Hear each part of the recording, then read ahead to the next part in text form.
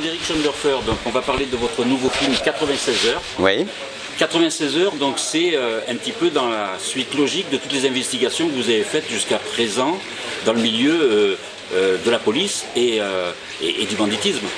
Absolument, c'est un chemin que je continue de creuser, si je puis dire, voilà.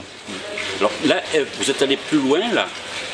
Est-ce qu'il y a eu un déclic, un fait divers ou quelque chose qui a fait que vous ayez eu envie de... Non, ce qui s'est passé, c'est une proposition que Michel et Laurent Pétain m'ont fait, les producteurs.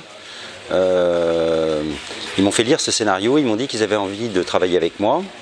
Il se trouve que, à la lecture, je me suis dit que je pouvais...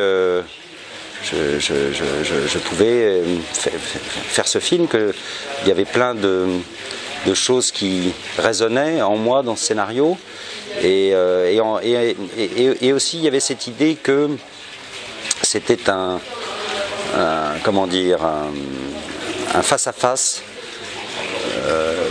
et forcément j'allais avoir deux très grands acteurs pour incarner les personnages principaux, et ça c'était quelque chose qui m'a immédiatement beaucoup intéressé et excité, voilà.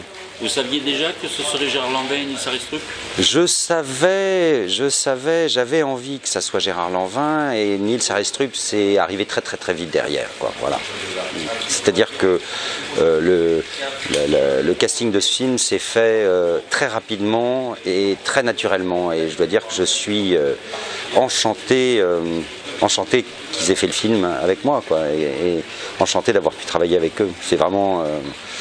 si vous voulez, pour un metteur en scène, moi ça fait 15 ans que je fais de la mise en scène, à un moment donné se retrouver avec ces deux monstres sacrés devant la caméra, bon ben voilà, c'est le rêve du jeune gars que j'étais quand j'avais 18 ans. Je voulais devenir metteur en scène et je voulais travailler avec des grandes stars, et voilà, quoi.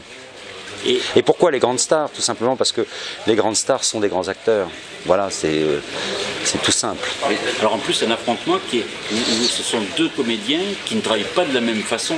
Oui, mais c'était le deal, parce que dans le film, ils sont complètement opposés. Donc... Oui, c'est pour ça que ça ne posait pas de problème. Et puis, on dit qu'ils ne travaillent pas de la même façon. Vous savez, en définitive, tous les grands acteurs travaillent de la même façon. Ils sont à l'écoute de l'autre? Ben, ils sont à l'écoute de l'autre, c'est de la générosité dans leur interprétation, parce qu'ils savent que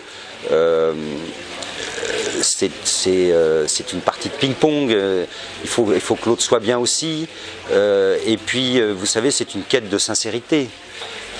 Alors quelle que soit sa formation, la quête de sincérité, elle est la même pour tout le monde.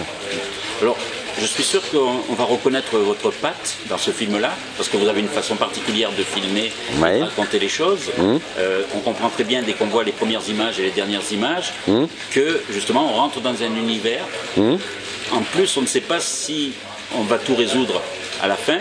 Donc vous laissez le spectateur sur un point d'interrogation. Absolument. Ça, vous vouliez ça, c'est...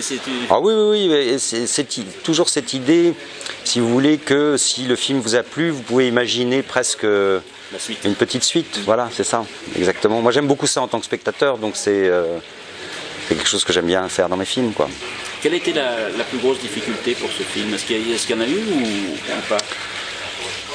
Faire un film, c'est à la fois très excitant et en même temps très difficile, mais en même temps, si vous voulez, bon, c'est un métier que j'aime, j'ai de la chance de le faire, donc parler de difficultés serait un peu obscène par les temps qui courent, vous voyez. Moi je parle au niveau travail. Hein. Oui, mais je parle de...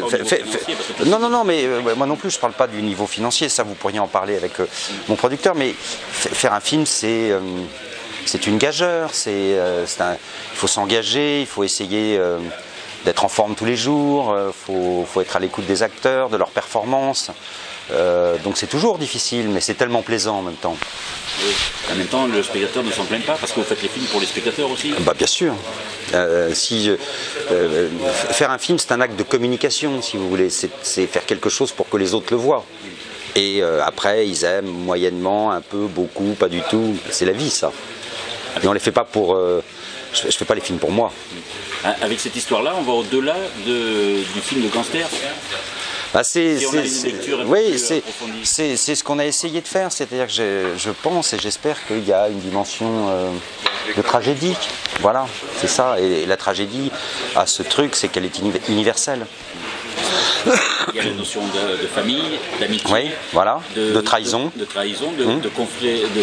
confrérie aussi au niveau du travail, parce que par rapport à la police. Donc est-ce que vous êtes un peu, au niveau de la police, vous connaissez bien le Oui, maintenant je connais bien les policiers, ça fait... Donc là, sur les 96 heures, vous êtes renseigné avant? Oui, et puis si vous voulez, le scénario original a été écrit par un ancien policier qui s'appelle Simon Michael, donc tout ça a été assez fouillé, bien sûr. Oui. Donc une extraction comme ça, c'est possible? Bien sûr, mais vous avez des tas de choses complètement effarantes et invraisemblables. Je me rappelle de cette extraction en Corse où un détenu très dangereux avait été libéré par l'envoi d'un fax. Qui avait en fait été envoyé par ses complices. Enfin, vous voyez, donc là-dessus, c'est extrêmement plausible. Voilà. Est-ce que vous avez une envie d'aborder un autre genre au cinéma, comme a pu faire peut-être votre père? Parce que votre père, c'est vrai qu'à un certain moment, après, il a changé aussi parfois de sujet. Oh, ben, bien sûr, oui, j'aimerais bien un jour faire une histoire d'amour, j'aimerais bien faire un film de guerre. Et j'aimerais bien peut-être un jour, je sais pas si ça se fera, mais j'aimerais bien faire une comédie aussi. J'aime bien rire aussi, voilà. Surtout que là, en plus, vous avez Gérard Lanvin qui est... Voilà, ah bah bien sûr, oui. Non mais dans le film, il y a à un moment donné 2-3 petits moments... Par rapport justement à votre père, depuis qu'on se rencontre, je ne vous l'ai jamais demandé, quel est le film que vous préférez de lui? Est-ce que vous en avez un préféré ou c'est l'ensemble de son... J'aime tout chez mon père, mais c'est sûr que je pense qu'il a fait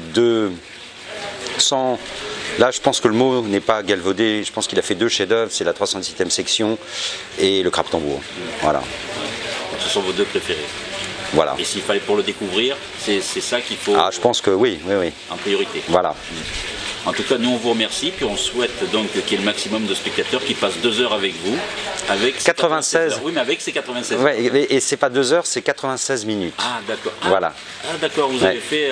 Et c'était prévu dès le départ? Non, il se trouve que c'est arrivé comme ça. Et on s'est dit, c'est un signe.